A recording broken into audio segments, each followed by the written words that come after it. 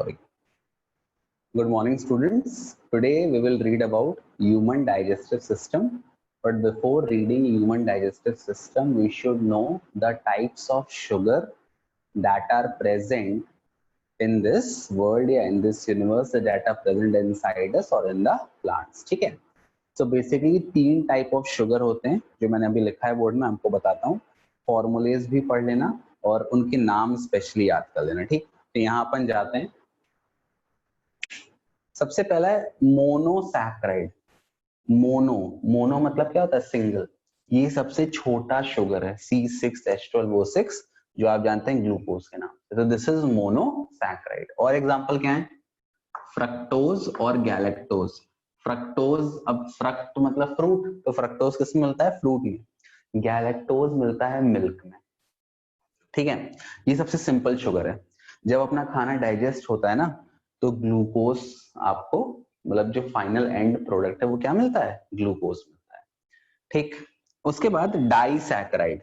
Disaccharide तब बनता है, डाई मतलब दो, जब दो मोनोसैकराइड आपस में कंबाइन होते हैं. कब बनता है? when two monosaccharides are combining with each other. और एक वाटर का मॉलिक्यूल निकल जाता है. ठीक है, डिहाइड्रेशन हो जाता है. जब पानी निकलता है उसको अपन डिहाइड्रेशन बोलते हैं. तो फॉर्मूला क्या है? C12H22O11. अब सबका फॉर्मूला यही है. क्या होता है कि आपका आइसोमेरिज्म होता है, तो मॉलिक्यूलर फॉर्मूला सेम रहेगा बट स्ट्रक्चरल फॉर्मूला क्या रहेगा? डिफरेंट. अभी पढ़ेंगे अपन 4th चैप्टर में कार्बन कंपाउंड में आइसोमेरिज्म. ठीक है.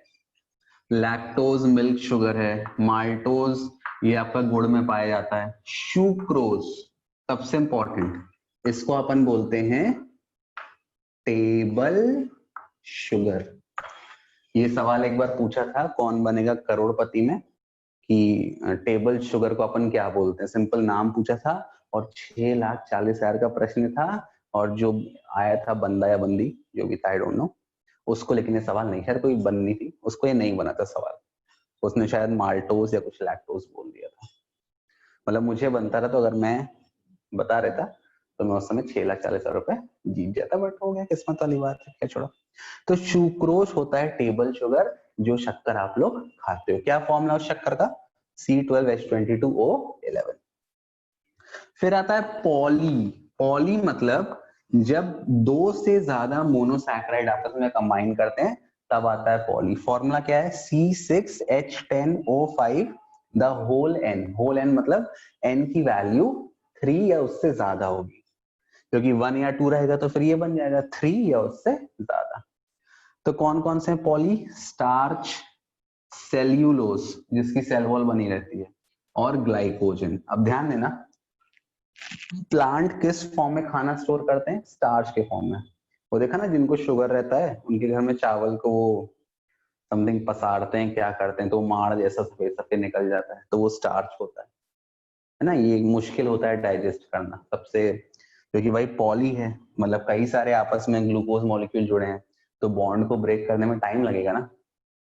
जितने ज्यादा बॉन्ड होंगे उतनी ज्यादा एनर्जी लगेगी आपको चीजों को डाइजेस्ट करने में. ठीक है, या ब्रेक करने में. डाइजेशन मतलब ब्रेक डाउन होता है. सेल्यूलोज आपको पता है सेल वॉल में होता है. ग्लाइकोजन सुन लो, प्लांट किस फॉर्म में खाना स्टोर करते हैं? स्टार्च के फॉर्म में. एनिमल किस फॉर्म में स्टोर करते हैं? ग्लाइकोजन के फॉर्म में.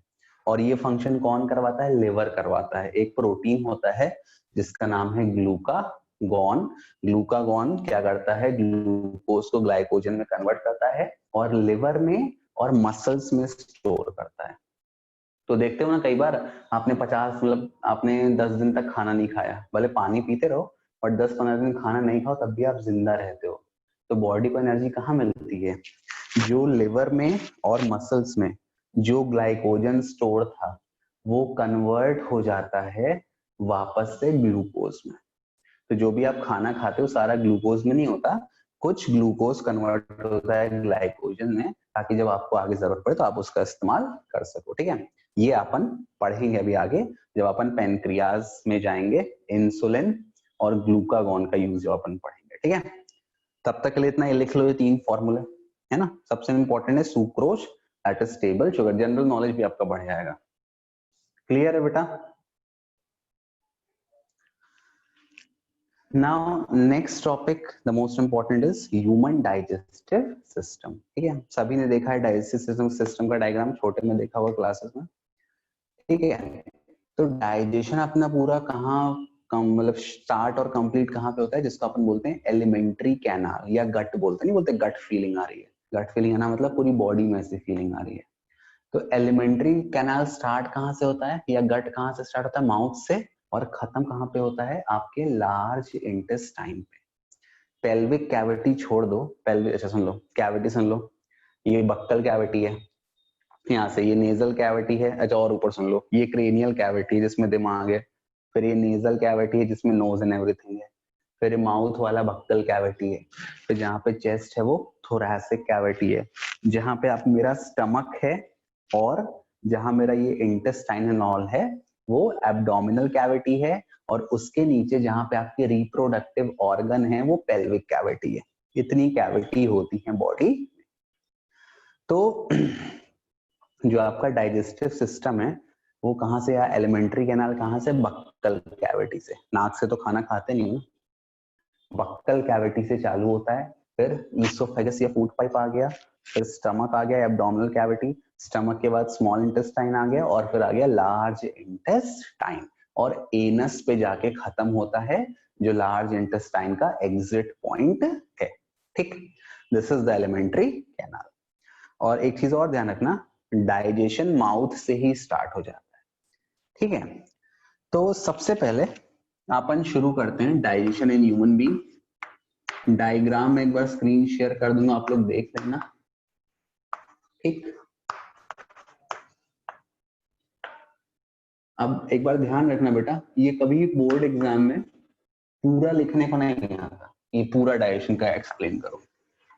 इसमें से दो तीन, इसमें सबसे आपको जो जूसेस हैं, है ना, HCl का फंक्शन, म्यूकस का फंक्शन, ये आपको ज्यादा ध्यान रखना है। एक एक फंक्शन पूछ लेगा भाई, HCl फंक्शन क्या है, ट्रिप्सिन का फंक्शन क्या है, लाइपेज का फंक्शन क्या है, एमाइलेज का फंक्शन क्या है, ये सब आपसे पूछेगा, ठीक है।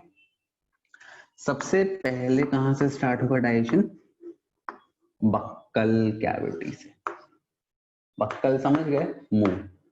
अच्छा, कैविटी का जिसको मतलब नहीं पता, कैविटी मतलब होता है स्पेस, भाई यहाँ स्पेस है, तभी अपना मैं मुंह बंद खोल कर पा रहा हूँ ना, ये नेजल कैविटी, ये नाक बंद ओपन हो रही है ना। यहाँ पे कार्डियक कैविटी है आपकी, दिल जहाँ पे प्रेजेंट है, तो वहां भी दिल कॉन्ट्रैक्ट और एक्सपैंड होता है। एब्डोमिनल कैविटी में स्टमक है, वो भी पेरिस्टाल्टिक मोशन करता है, कॉन्ट्रैक्ट और एक्सपैंड होता है। तो कैविटी मतलब स्पेस जहां पर कोई ऑर्गन डेवलप कर सकता है और एक्सपेंशन और कॉन्ट्रैक्शन या रिलैक्सेशन कर सकता है। तो कैविटी मतलब क्या होता है, स्पेस, है ना। दांत में कैविटी हो जाती है ना, मेरे दांत में कैविटी हो गई, दांत आधा टूट के गिर गया है, तो वहां पे कुछ खाना खाओ तो फंस जाता है, बहुत दिक्कत होती है। तो मैं एक ही साइड से खाना खाता हूँ उस समय, है ना। अब देखो, सबसे पहले बक्कल कैविटी। तो बक्कल कैविटी में सबसे पहला खाना कहाँ पे आता है, आपके माउथ में। माउथ में क्या प्रेजेंट है, टीथ। बस ध्यान से देखते हैं ना, 4 प्रकार के टीथ होते हैं। ये सामने वाले जो मेरे बड़े बड़े हैं, रैबिट वाले, ये इंसाइजर हैं। इंसाइजर का फंक्शन क्या है, कट करना। गाजर खाते हो, मूली खाते हो, प्याज खाते हो, इसका फंक्शन क्या है, कट करना, ठीक है। तो सबसे पहले जो आपके टीथ आते हैं वो है इंसाइजर। इसका मेन फंक्शन क्या है, कट करना, ठीक। कितने हैं, ये 2 ऊपर 2 नीचे 4, और ये 2 बाजू वाले, मेरे दांत मत देखो, ठीक है, बहुत सफेद नहीं है। तो टोटल इंसाइजर कितने हैं, 8। इंसाइजर के बाद कौन आते हैं, कैनाइन। कैनाइन कितने हैं, 2 इधर 2 इधर, टोटल कितने, 4। इसका मेन फंक्शन क्या है, टीयर करना। आप देखो जितने भी कार्निवोरस एनिमल हैं, उनके जो शेर है ना, शेर, चीता, लॉयन, जितने भी हैं, उनके कैनाइन बहुत बड़े होते हैं, इतने अलग से बड़े बड़े दिखते रहते हैं। तो उसका मेन फंक्शन क्या है, टीयर करना ना। इससे वो खाते हैं ना, आप लोग चिकन खाते हो ना, तो चिकन ऐसे टीयर करते हो लेग पीस, तो उसका मेन फंक्शन है टीयर करना। ये कितने हैं, 4 टोटल। फिर आते हैं प्री मोलर, मोलर, और लास्ट में आते हैं मोलर। इन दोनों का सेम फंक्शन है, इन दोनों का फंक्शन है चूइंग एंड ग्राइंडिंग। क्या फंक्शन है? चूइंग एंड ग्राइंडिंग, है ना। तो ये आपके होते हैं 4 और ये आपके टोटल होते हैं 8। कितने दांत हो गए? 8 8 नहीं, 8 नहीं, सॉरी, 6 दूनी 12, सॉरी। तो 8 और 12, 12 4 16, 16 और 12, ये 8 होते हैं, सॉरी। हाँ अब ठीक है, 32। एक डेंटल फॉर्मूला होता है 2123 अपॉन 2123 इंटू 2, ये डेंटल फॉर्मूला होता है हम लोग में। ये ऊपर अपर जॉ, ये लोअर जॉ, ये पहला है इंसाइजर, कैनाइन, प्रीमोलर और मोलर। दो मतलब 2 पेयर ऊपर हैं, 2 पेयर नीचे हैं, तो 2 कितने हो गए? 4, है ना। और ये 2 कितने हो गए? 4। तो इंटू 2 इसीलिए कर दिया, क्योंकि ये पेयर बताता है। 2 + 2 4, 4 2 8, 1 + 1 2, 2 2 4, 2 + 2 4, 4 2 8, 3 + 3 6, 6 2 तो 2 पेयर ऑफ इंसाइजर ऊपर हैं, 1 पेयर ऑफ कैनाइन ऊपर है, 2 पेयर ऑफ प्रीमोलर ऊपर हैं और 3 पेयर ऑफ मोलर ऊपर है, वही नीचे भी है। तो ये डेंटल फॉर्मूला होता है। यार इतना नहीं पढ़ना तुमको, बस याद कर लो। टोटल कितने टीथ होते हैं? 32। तो ये टीथ के फंक्शन पता चल गए, ठीक है। अब ध्यान रखना, टीथ जो डाइजेशन करता है वो कौन सा डाइजेशन है? वो केमिकल डाइजेशन नहीं है। वो कौन सा डाइजेशन है?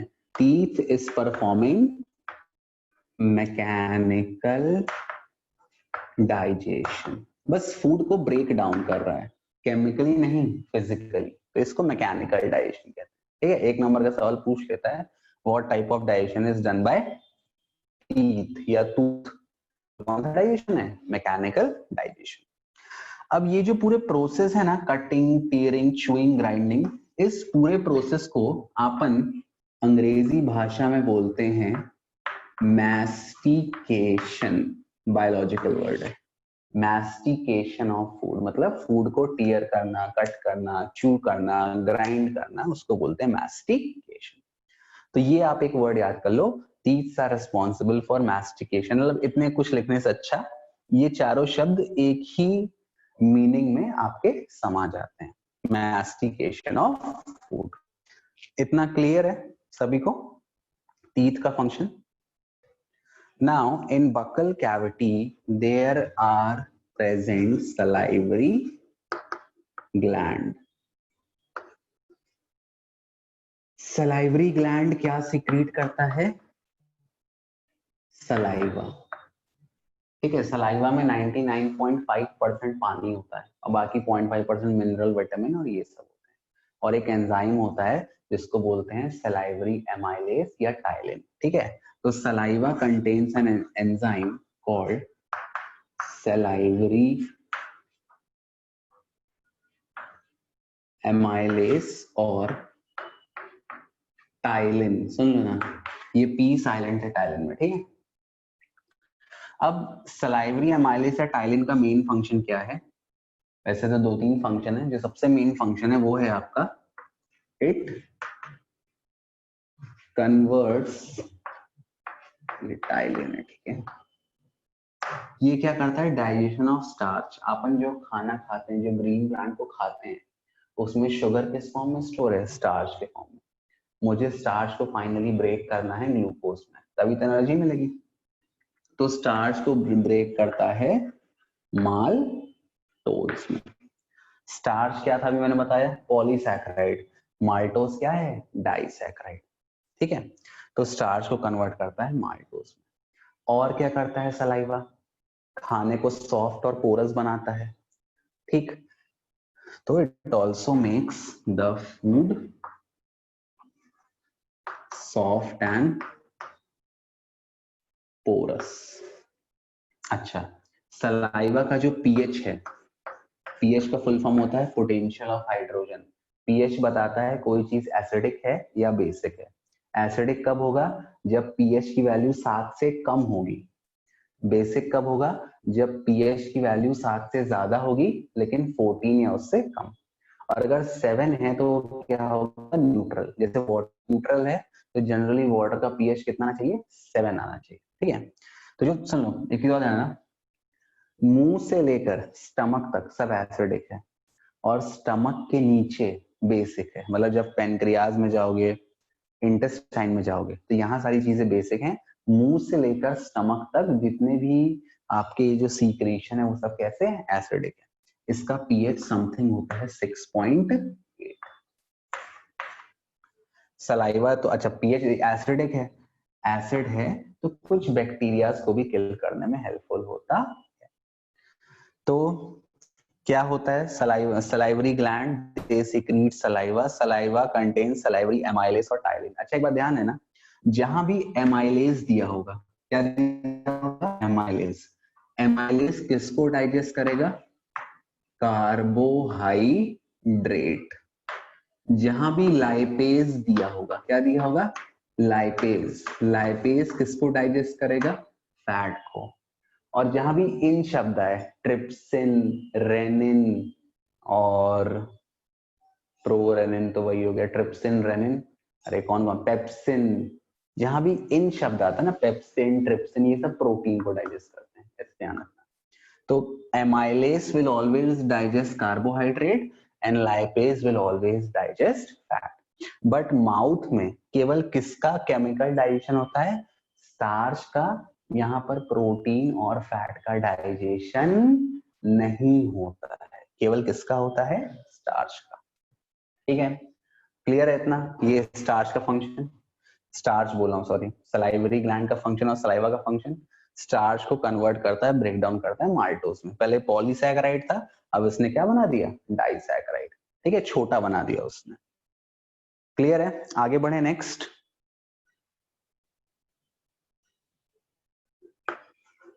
अच्छा, टंग के बारे में एक सबसे इंपॉर्टेंट फैक्ट, टंग मस्कुलर है, ट्राइंगल शेप्ड का है, और ये हमारी बॉडी में ऐसा मसल है जो किसी बोन से अटैच नहीं है, ये एक्सेप्शन है अपनी बॉडी में।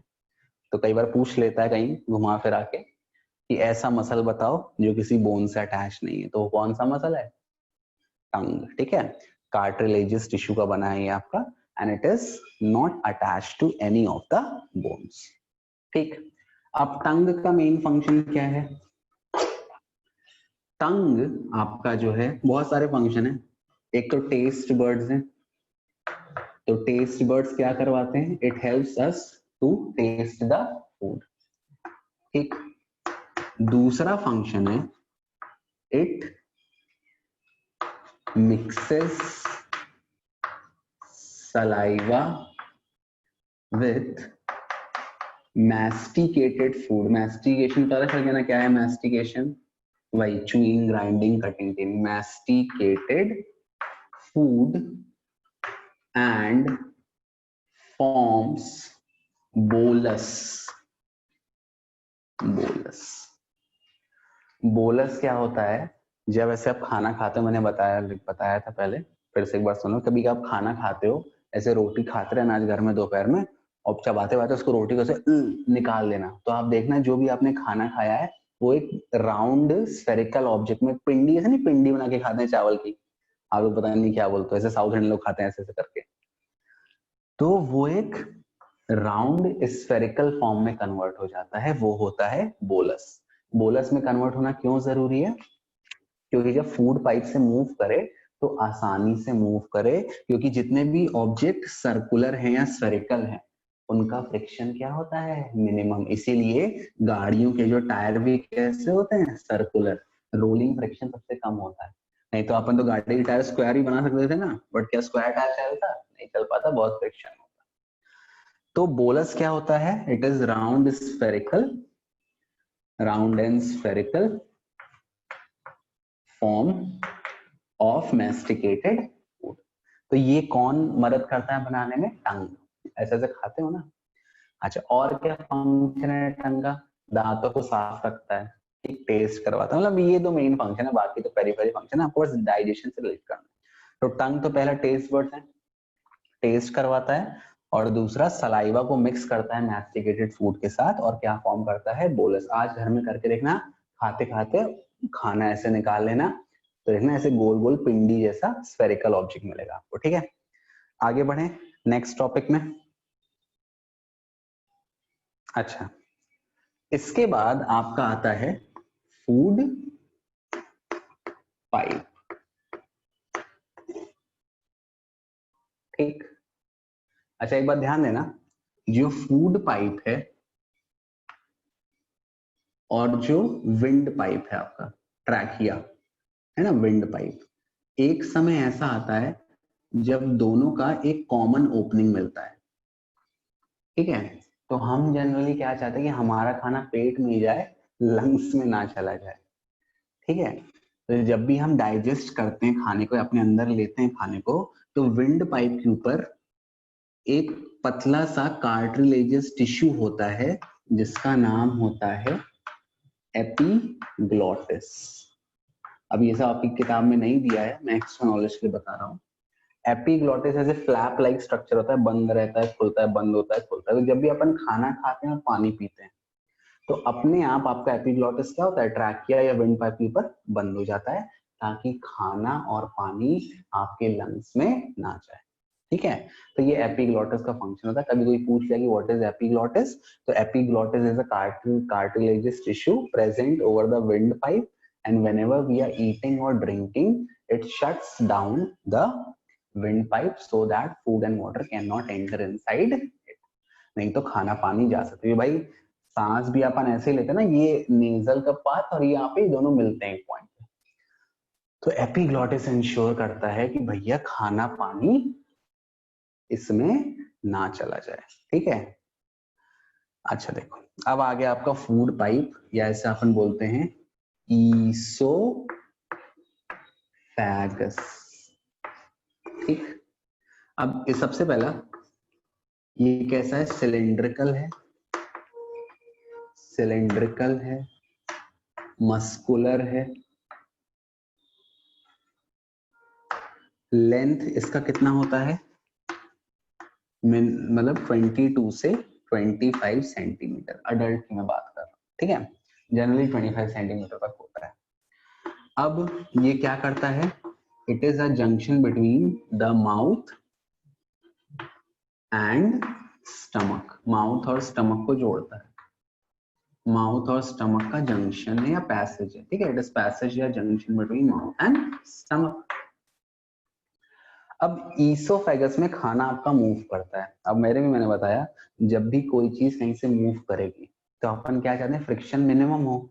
तो ईसोफेगस में म्यूकस सीक्रीट होता है। म्यूकस समझते हो ना क्या होता है, आपको वो होता है ना, पिंपल हो जाते हैं, उसको ऐसे आप बर्स्ट करते हो तो लिक्विड निकलता है व्हाइट व्हाइट गंदा सा, ऐसे नोज से आप निकालते हो, वो सब म्यूकस के अंदर आता है। तो वो गंदी गंदी चीज है म्यूकस, वही आपका फूड पाइप सिक्रीट करता है। अब म्यूकस स्लिपरी होता है, तो जब बोलस मूव करता है इसके थ्रू तो वो इजिली मूव कर जाता है, ज्यादा फ्रिक्शन महसूस नहीं होता। तो ये म्यूकस बहुत इंपॉर्टेंट है। ठीक है, तो ये म्यूकस सिक्रीट करता है। म्यूकस से क्या होता है, the food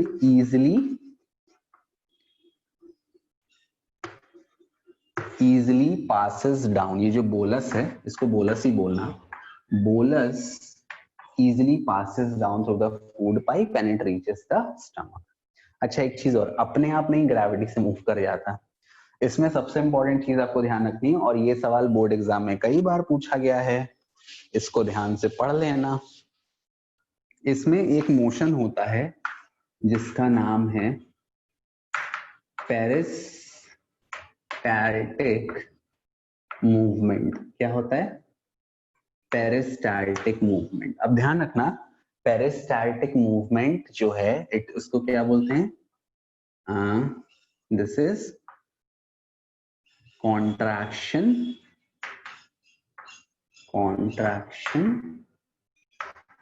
and relaxation. Alternate contraction और रिलैक्सेशन होता है। सांप देखा है, जब सांप वो चूहा खा लेता है तो उसका पेट ऐसे धीरे धीरे उसको पुश करता है, ऐसा टें टें। तो एक बार पुश करने के लिए कॉन्ट्रैक्ट करेगा, फिर जहां पुश हुआ वहां रिलैक्स करेगा, फिर पुश करेगा, कॉन्ट्रैक्ट करेगा, फिर रिलैक्स करेगा। तो this is what peristaltic movement is. It is a continuous contraction and relaxation process through which food can move easily through the food pipe. और ये फूड पाइप में भी होता है, ये स्टमक में भी होता है, ये स्मॉल इंटेस्टाइन में भी होता है, ये लार्ज इंटेस्टाइन में भी होता है. तभी ना सुबह नहीं बोलते प्रेशर बन रहा है तो जाते हैं, तो ऐसे थोड़ी प्रेशर बन जाता है. That is due to peristaltic movement. ठीक है, तो ऐसे कॉन्ट्रैक्शन और रिलैक्सेशन होता है ऐसा ऐसा, और वही फूड को आगे पुश करता है. ठीक, तो फूड पाइप बन जाएगा. It is cylindrical and muscular, length इसकी 22 to 25 centimetre in adult. Mouth और स्टमक को कनेक्ट करता है, म्यूकस सीक्रेट करता है. क्यों? ताकि बोलस इजीली पास आउट हो जाए. और कैसे फूड मूव करता है? By the help of peristaltic movement, that is regular contraction and relaxation. ठीक, क्लियर है इतना? नेक्स्ट बढ़े आगे टॉपिक में. Now the food will reach from the food pipe to the stomach. ठीक है, जो एक मसल होता है जिसके थ्रू अंदर जाता है खाना, वो होता है कार्डियक स्पिंस्टर. ठीक है, स्पिंस्टर मसल एक ओपनिंग में प्रेजेंट होता है, यहाँ से खाना अंदर जाता है. एनसीईआरटी में दिया हुआ है, पढ़ लेना. अपन मेन फंक्शन पे आते हैं भाई. एनसीईआरटी बोर्ड के लिए एनसीईआरटी रीड करके आना, वहीं से सवाल आएगा. ठीक है, अच्छा मसल स्टमक कैसा है? सबसे पहला जे शेप्ड, जे शेप्ड है. कहाँ प्रेजेंट होता है? एब्डोमिनल कैविटी में, upper part of abdominal cavity, ऊपर है. ठीक है, एब्डोमिनल कैविटी. अब जैसे खाना स्टमक में आएगा, सबसे पहला काम क्या होगा? Peristaltic movement. पेरिस्टाल्टिक मूवमेंट मतलब जो स्टमक है, जैसे उसमें खाना आएगा वो भी कॉन्ट्रैक्ट और रिलैक्स करता है, ताकि क्या हो? जो भी खाना आया है, वो जो फूड है, it mixes well with the gastric juices. Gastric juices कौन सीक्रेट करता है? गैस्ट्रिक ग्लैंड, ये स्टमक में होता है. अब अपने को जो मेन पढ़ना है वो गैस्ट्रिक जूस के बारे में पढ़ना है. ठीक है, अब सबसे इंपॉर्टेंट इतना लिख लिया. पेरिस्टाल्टिक मूवमेंट करता है, क्यों करता है? ताकि food mixes well with the gastric juices. अब देखो ऐसा अब हो गया. अब गैस्ट्रिक जूसेस में दो तीन चीजें हैं जो आपको ध्यान रखनी है. सबसे पहली एक चीज प्रेजेंट है, वो है हाइड्रोक्लोरिक एसिड. ये पहला पार्ट है गैस्ट्रिक जूस का. इसका जो पीएच होता है वो होता है 1.2 से 1.8. ये इसका पीएच होता है. ध्यान रखना, जिस एसिड का पीएच जितना कम होगा वो उतना स्ट्रांग होगा. मतलब अगर 1.2 है मतलब ये स्ट्रांग एसिड है, और 1.8 है तो इसके रिलेटिव में ये वीक एसिड. ठीक है, इतना क्लियर है? रिकॉर्डिंग चल रही है यार, मैं देखूं. हाँ ठीक है. अब ये एसिड का फंक्शन आता है कि what is the function of HCl. सबसे पहला फंक्शन, खाने में जितने भी जर्म्स हैं, जो बैक्टीरिया बच गए हैं, उनको किल करता है. ठीक, दूसरा फंक्शन, खाने को सॉफ्ट एंड पोरस बनाता है ताकि फर्दर डाइजेशन अच्छे से हो सके. ठीक, तीसरा जो सबसे इंपॉर्टेंट फंक्शन है इस एसिड का, वो है अपने बॉडी में एक, मतलब गैस्ट्रिक जूस में, मैं लिख दे रहा हूं यहाँ पे, एक एंजाइम है जिसका नाम है पेप्सिनोजन.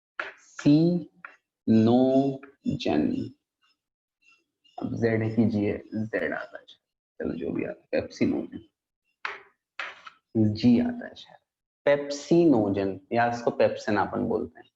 मैंने बताया था जहां भी ये इन शब्द आया तो किसका डाइजेशन करेगा? प्रोटीन का. पेप्सिन, ट्रिप्सिन, रेनिन, केमोट्रेप्सिन, है ना, केमोपीएल. तो ये जो पेप्सिनोजन, अब ध्यान रखना, जितने भी एंजाइम है अपनी बॉडी में, वो जनरली किस फॉर्म में है? इनएक्टिव फॉर्म में है. इनएक्टिव फॉर्म में क्यों है? फिर मैंने बताया था इनएक्टिव फॉर्म में इसलिए है क्योंकि मान लो अगर हमेशा एक्टिव फॉर्म में रहेंगे तो ये प्रोटीन को डाइजेस्ट करता है. अपना जो पेट के अंदर का जो स्ट्रक्चर है उसमें मसल्स हैं, मसल्स में भी प्रोटीन है. तो अगर वो हमेशा वहां पे सिक्रीट है और एक्टिव फॉर्म में प्रेजेंट है, और मान लो खाना प्रेजेंट नहीं है, तो वो तो स्टमक की वॉल्स को ही खा जाएगा ना, उसका डाइजेशन कर देगा। तो जनरली जितने भी ये एंजाइम हैं जो डाइजेस्ट करते हैं प्रोटीन को या एक्सेट्रा को, ये जनरली कैसे होते हैं? इनएक्टिव फॉर्म में। क्यों होते हैं इनएक्टिव फॉर्म में? ताकि वो अपनी बॉडी का सेल्फ डाइजेशन ना कर दे, सबसे इंपॉर्टेंट। तो ये पेप्सिनोजन इनएक्टिव फॉर्म में है। जब इसको ये HCl मिलता है तब ये किस फॉर्म में आ जाता है? एक्टिव फॉर्म में। और क्या बन जाता है? पेप्सिन। क्या बन जाता है? पेप्सिन। क्लियर है? तो अब ये एनसीईआरटी में नहीं दिया है, बट फिर भी सुन लो, इंपॉर्टेंट है। ये जितने भी आपके एंजाइम्स हैं, they are present in inactive form. Active यहाँ पर इसको कौन कर रहा है? एसिड। इनएक्टिव फॉर्म में क्यों प्रेजेंट है? इसलिए प्रेजेंट है क्योंकि अगर वो एक्टिव रहेंगे तो बॉडी का सेल्फ डाइजेशन कर देंगे और आपकी बॉडी अंदर से ही खत्म हो जाएगी। तो पेप्सिन में कन्वर्ट होता है इसका एक्टिव फॉर्म। अब पेप्सिन क्या करता है? Pepsin help in digestion of protein. Protein का सिंपली आपके एनसीईआरटी में कुछ दिया नहीं, बस लिखा है कि प्रोटीन का डाइजेशन करता है, बट जनरली प्रोटीन को कन्वर्ट करता है पेप्टोन्स में। याद रहे तो ठीक है, नहीं तो सिंपली लिख देना pepsin is responsible for digestion of protein. Protein का ब्रेक डाउन करता है। और अगर अच्छी बात है याद है तो पेप्टोन्स लिख देना। पेप्सिन किस फॉर्म में रहता है? इनएक्टिव। एक्टिव कौन करता है? डाइल्यूट। इसका फंक्शन है, आता है क्वेश्चन 3 नंबर का परीक्षा में, right 3 function of dilute HCl। पहला, जर्म्स को किल करता है, खाने को सॉफ्ट और पोरस बनाता है, और तीसरा, it activates inactive pepsinogen into pepsin so that it can convert protein into peptone. Clear है ये फंक्शन? इतना। अब देखो भाई, आज पढ़ा लो, ठीक है? जिसको जाना होगा समय, जिसका मोबाइल छोड़ने का वो चले आना, मैं रिकॉर्डिंग अपलोड करूंगा। मुझे पढ़ा लो, फिर मैं ब्रेक करके नहीं पढ़ाऊंगा। अब स्टमक में एसिड का पीएच कितना है? 1.2 से 1.8। कौन सा एसिड है? Hydrochloric acid. अब पीएच इतना ज्यादा है, मैं आपको बता रहा हूँ, एक बार छोटे में मैंने सिक्का ऐसे ही मजाक मजाक में निकल लिया था, 1 रुपए का। और सुबह मैं फिर बैठा था कि भाई सिक्का निकलेगा कहीं से, बट कोई सिक्का नहीं निकला। मैं डर गया कि सिक्का गया कहाँ, उस समय मेरे को पता नहीं था। अब मुझे पता चला कि भाई एसिड जो पेट का, बोल रहा हूँ सॉरी, जो एसिड अपने पेट में, उसका पीएच इतना ज्यादा होता है। ये जो पीएच है ये किसी भी मेटल को पिघला सकता है, किसी भी मेटल को ये पिघला सकता है। तो अब जब इतना स्ट्रॉन्ग पीएच है तो स्टमक की जो इंटरनल लाइनिंग है वो इस पीएच से बर्बाद हो जाएगी, जल जाएगी। तो क्या सीक्रेट करता है? स्टमक में गॉबलेट सेल होते हैं, वो सीक्रेट करते हैं म्यूकस। म्यूकस मतलब वही मवाद, वो गंदगी जैसे नाक से निकलती है, ऐसे आंख से निकलती है, म्यूकस सीक्रेट करते हैं। तो स्टमक की इनर लाइनिंग किससे आपकी ढकी होती है? म्यूकस से। क्यों ढकी है म्यूकस से? म्यूकस प्रिवेंट्स द बर्निंग और tearing up of the internal wall of stomach from the action of acid. ठीक है? और एक चीज और ध्यान रखना, हर 4 दिन में, ऑल्दो म्यूकस इसको बचाता है बट इतना नहीं बचा पाता, तो हर चौथे दिन आपकी स्टमक की जो इंटरनल लाइनिंग है ना वो रिप्लेस हो जाती है। जैसे सांप अपनी चमड़ी निकालता है ना, वैसे हर 4 दिन में स्टमक के अंदर की चमड़ी भी निकल के फ्लश आउट हो जाती है। ध्यान रखना ये चीज, इतना स्ट्रॉन्ग एसिड है ये, बहुत स्ट्रॉन्ग एसिड है। डालने किसी को तो टाइम टाइम फिस हो जाए। तो आपके अंदर कतई जहर भरा है, मतलब खतरनाक है ना। तो ये होता है, म्यूकस की मेम्ब्रेन होती है पूरी, और म्यूकस क्या करता है? It saves the inner wall of stomach from the action of hydrochloric acid. बन जाएगा स्टमक में, ठीक है? अब देखो, तो स्टमक में क्या हुआ? किसका डाइजेशन हुआ? प्रोटीन का डाइजेशन हुआ, फैट का डाइजेशन नहीं हुआ। और यहां पर आपका एक अमाइलेस होता है, एमाइलेस, तो वो थोड़ा बहुत कार्बोहाइड्रेट का डाइजेशन करता है। लेकिन स्टमक में सबसे ज्यादा डाइजेशन किसका होता है? प्रोटीन का डाइजेशन होता है, फैट का डाइजेशन नहीं होता।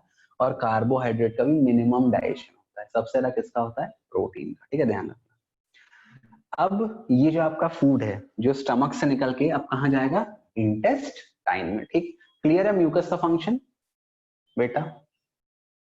चलो, अच्छा, अब स्टमक के बाद अपन आते हैं, अभी लिवर पे थोड़ा आ जाओ। लिवर, अब लिवर पे मैं क्यों आ रहा हूं? लिवर एक जूस सीक्रेट करता है जिसका नाम है bile juice. Bile juice secrete कौन करता है? लिवर, ध्यान रखना। स्टोर कहां पर होता है? गॉल ब्लैडर में। कहां स्टोर होता है? गॉल ब्लैडर में।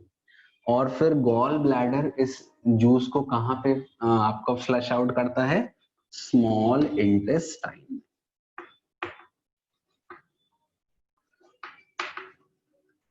अब ये सवाल एनसीईआरटी में भी दिया है, what is function of bile juice?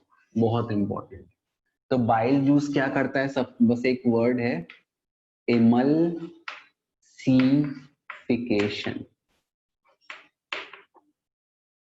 क्या करता है? इमल्सिफिकेशन। इमल्सिफिकेशन क्या है? Break down of large fat globule, इसको ग्लोब्यूल बोलते हैं, ठीक है, मॉलिक्यूल में बोलना, फैट में ग्लोब्यूल बोलते हैं, इनटू स्मॉलर वन। तो ये फैट के बड़े बड़े ग्लोब्यूल को छोटे में ब्रेक कर रहा है। तो ये फिजिकल प्रोसेस है, कोई केमिकल प्रोसेस नहीं है, बस वो तोड़ रहा है। जैसे बड़ा सा मेरे पास एक ऑब्जेक्ट है, मैंने उसको तोड़ दिया। लेकिन भैया इसने ऐसा क्यों किया? अब सवाल ये उठता है कि इमल्सिफिकेशन से होता क्या है, कि what is the need of emulsification? Emulsification से क्या होता है? अरे रे, शॉक खराब है। इमल्सिफिकेशन से होता है, सबसे इंपॉर्टेंट रट लेना, surface area for enzyme action increases. Surface area for enzyme action increases. ध्यान रखना, अपनी बॉडी में सबसे ज्यादा मुश्किल है फैट को डाइजेस्ट करना। कोई भी अपन खाना खाते हैं ना, तो अगर फैट है तो वो कम से कम लेता है 5 से 6 घंटे डाइजेस्ट होने में। प्रोटीन लेता है 3 से 4 घंटा और कार्बोहाइड्रेट 1 से 2 घंटा। ये फैट है, ये प्रोटीन है और ये है कार्बोहाइड्रेट। सबसे ज्यादा डाइजेशन किसका मुश्किल है? फैट का, क्योंकि बहुत कॉम्प्लेक्स मॉलिक्यूल है। तो इमल्सिफिकेशन से क्या होता है? बड़े ग्लोब्यूल छोटे में टूट गए, है ना। अब जैसे वही देखो, यहाँ पे एक चीज है, ये एक चौक है, ये चौक है, अभी इसका सरफेस एरिया इतना है, मैं इसको तोड़ दिया, मैंने इसको तोड़ दिया, तो यहाँ का ये एरिया और यहाँ का एरिया बढ़ गया ना, पहले ऐसे जुड़ा हुआ था, लेकिन अब सरफेस एरिया बढ़ गया ना, मैं इसको और तोड़ूंगा तो सरफेस एरिया लगातार क्या होता जाएगा? इंक्रीज होता जाएगा।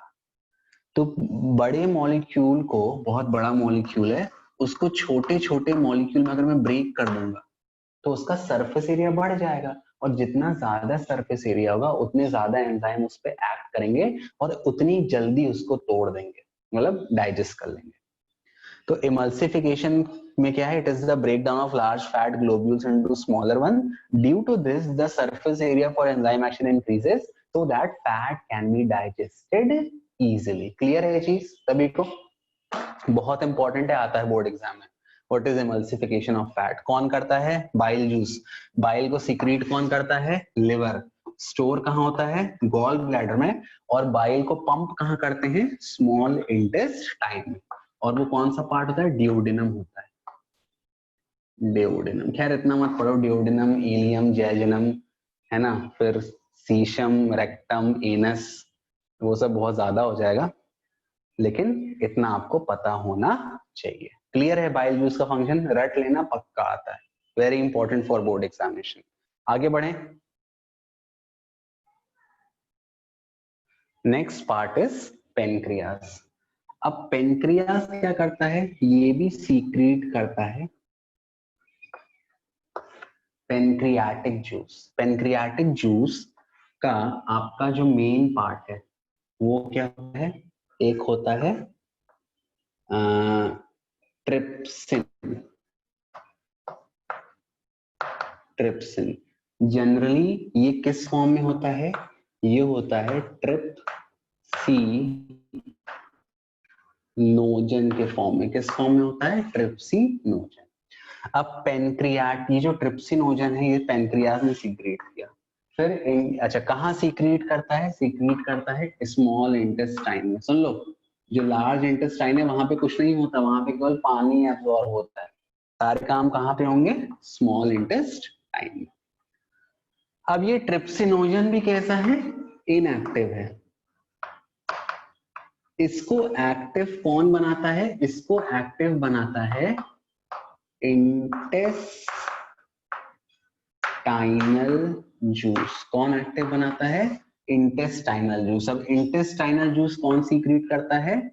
Small intestine. मैंने बताया था माउथ से लेकर स्टमक के जस्ट नीचे बेसिक है।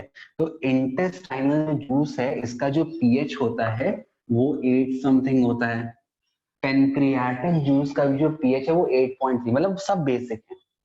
तो ट्रिप्सिनोजन इनएक्टिव फॉर्म में है, एक्टिव कौन करता है? Intestinal juice. किस में कन्वर्ट करता है? ट्रिप्सिन में। अब ट्रिप्सिन जो है वो प्रोटीन का फाइनल डाइजेशन करता है, और ट्रिप्सिन कन्वर्ट करता है प्रोटीन को इसमें एसिड में। ये आपको सबसे ध्यान रखना है। पेप्टोन वेप्टोन छोड़ दो, मेन आता है what are the final product of digestion. तो protein converted to amino acid कौन करता है? ट्रिप्सिन। ट्रिप्सिन को एक्टिवेट कर कौन करता है? Intestinal juice. ट्रिप्सिन किस फॉर्म में होता है? ट्रिप्सिनोजन है, इनएक्टिव फॉर्म में। फिर से इनएक्टिव फॉर्म में क्यों रहता है? अगर एक्टिव फॉर्म में रहेगा तो सेल्फ डाइजेशन कर लेगा। ठीक है, क्लियर है सभी को इतना? ये ट्रिप्सिन वाला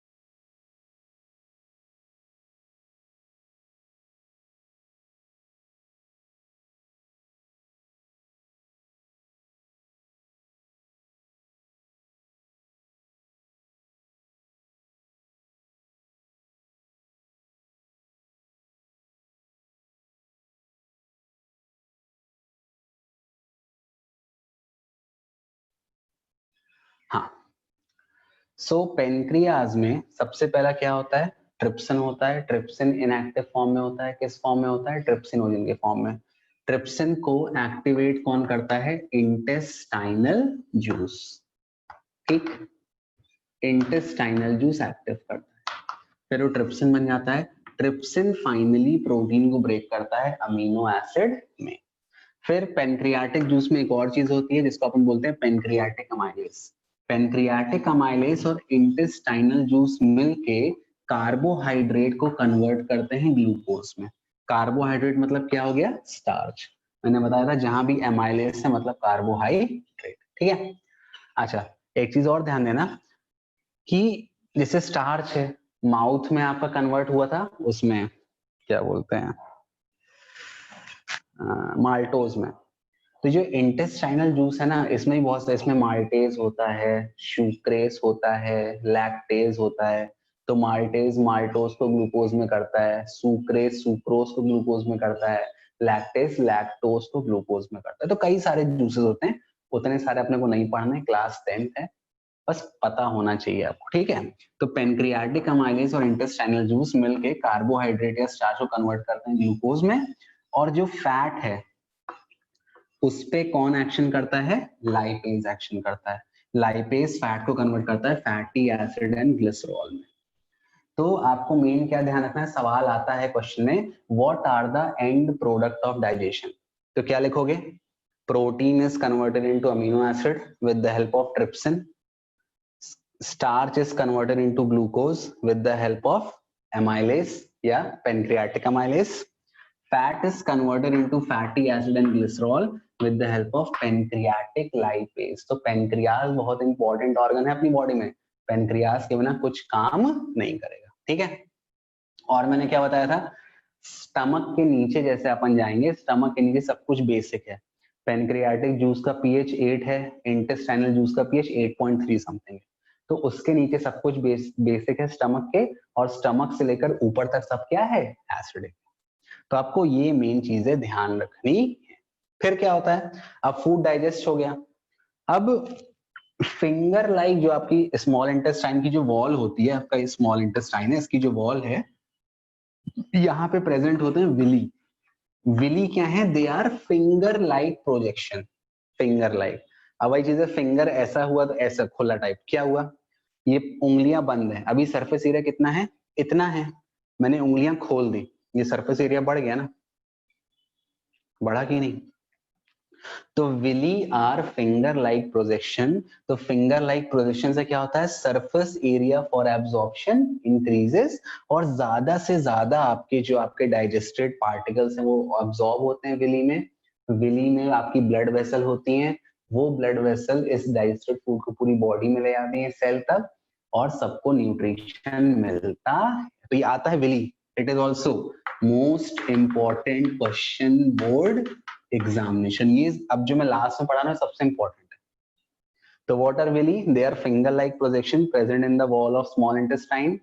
What happens with this? The surface area for absorption increases, as a result of which maximum amount of food is absorbed by the blood vessels and it is taken throughout the body. Clear है? उसके बाद अब क्या होगा, जो undigested food है, the undigested food goes to the LI मतलब large intestine। Large intestine में वो एनस के थ्रू स्टूल के फॉर्म में आपका अनडाइजेस्टेड फूड बाहर निकल जाता है। मैक्सिमम वाटर एब्जॉर्प्शन होता है लार्ज इंटेस्टाइन में, मैक्सिमम। देखा है ना, जब लूज मोशन होता है तो क्या होता है, ई कोली नाम का एक बैक्टीरिया होता है, ई कोली, ई कोली, ये अपने इंटेस्टाइन में रहता है। वैसे तो हार्मोनी से रहता है, लेकिन जब इसकी मात्रा बहुत ज्यादा बढ़ जाती है तब ये लार्ज इंटेस्टाइन की वॉल्स को पानी एब्जॉर्ब करने नहीं देता, और अपनी बॉडी से पूरा पानी निकलता है लूज मोशन के फॉर्म में, जिसको अपन डायरिया भी कहते हैं, है ना। तो लूज मोशन के फॉर्म में सारा पानी निकल जाता है। तो सबसे ज्यादा पानी कहाँ एब्सॉर्ब होता है, लार्ज इंटेस्टाइन। तो लार्ज इंटेस्टाइन के दो फंक्शन है, पहला अनडाइजेस्टेड फूड को बाहर निकालता है, दूसरा मैक्सिमम वाटर एब्सॉर्ब करता है और अपनी बॉडी में पानी को बनाए रखता है। 70% बॉडी पानी की ही बनी हुई। क्लियर है इतना अभी तक? अब आवाज आई सबको?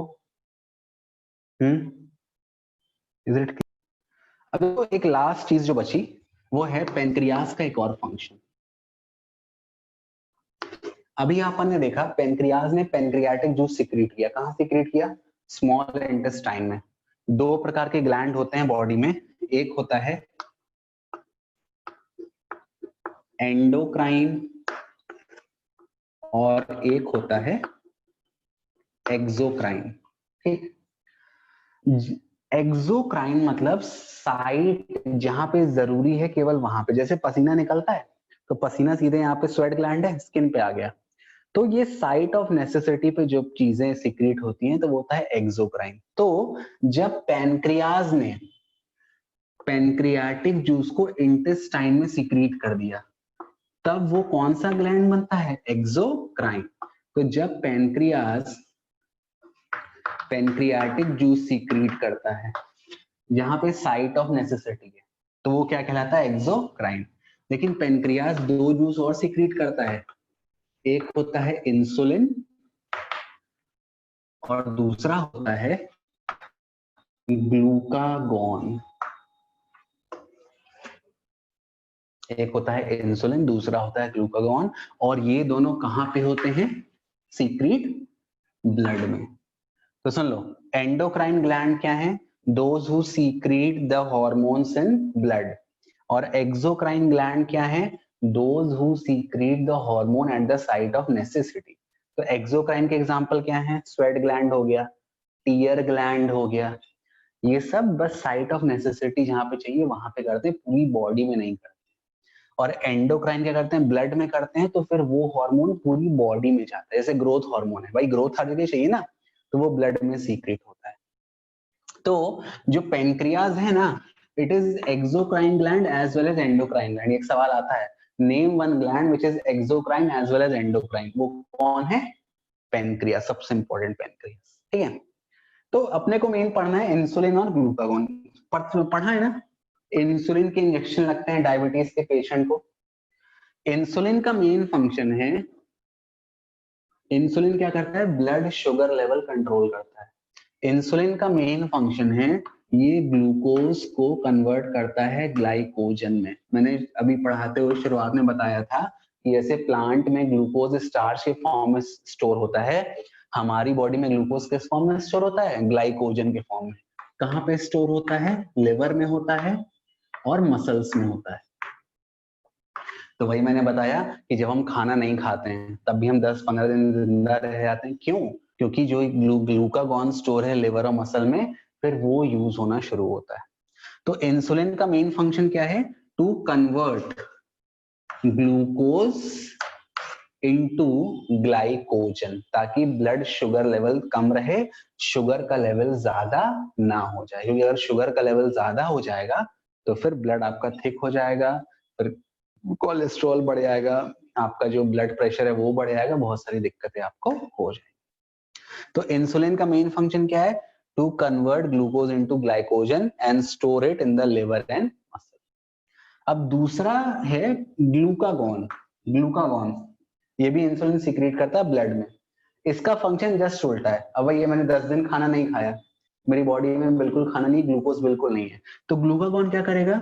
ग्लाइकोजन को जो स्टोर था लिवर और मसल में वापस कन्वर्ट कर देगा ग्लूकोज में और ब्लड में भेज देगा। फिर वो ब्लड में जाएगा, फिर सेल में जाएगा, सेल को क्या मिलेगी? एनर्जी। तो ये दोनों बहुत इंपॉर्टेंट हार्मोन है, इंसुलिन और ग्लूकागॉन। इंसुलिन ग्लूकोज को ग्लाइकोजन में कन्वर्ट करता है और स्टोर करता है। ग्लूकागॉन जब शुगर की कमी, ये कब करेगा? जब शुगर ज्यादा होगा। इंसुलिन जब शुगर ज्यादा होगा तब इंसुलिन ग्लूकोज को ग्लाइकोजन में कन्वर्ट कर देगा। और ग्लूकागॉन कब आता है काम? जब शुगर बहुत कम है ब्लड में, तब वो ग्लाइकोजन को वापस ग्लूकोज में कन्वर्ट कर देगा और ब्लड में भेज दे। तो ये काम कौन करता है सब? पेनक्रियास। जब पेनक्रियाटिक जूस सिक्रीट करता है एमाइलेज, लाइपेज, तब वो एक एक्सोक्राइन ग्लैंड है, क्योंकि इंटेस्टाइन में कर रहा है, ब्लड में नहीं कर रहा। जब सीधे ऑर्गन स्पेसिफिक सीक्रीशन हो तो वो एक्सोक्राइन है, और जब ब्लड में सीक्रीशन हो तब वो एंडोक्राइन है। तो पेनक्रियास दोनों प्रकार का ग्लैंड है, एंडोक्राइन भी है और एक्सो। रट लो, एंडो मतलब सीधे ब्लड में, एक्सो मतलब ऑर्गन स्पेसिफिक। ठीक है, तो एंडोक्राइन कब है? जब इंसुलिन और ग्लाइकोजन करता है। और एक्सोक्राइन कब है? जब पेनक्रियाटिक जूस सीक्रेट करता है। पेनक्रियाटिक जूस में वही पेनक्रियाटिक लाइपेज, पेनक्रियाटिक अमाइलेज और ट्रिप्सिन, ये सब पेनक्रियाटिक जूस फॉर्म करते हैं। क्लियर है डाइजेशन इन ह्यूमन बीइंग? बन जाएगा सभी को? कोई डाउट?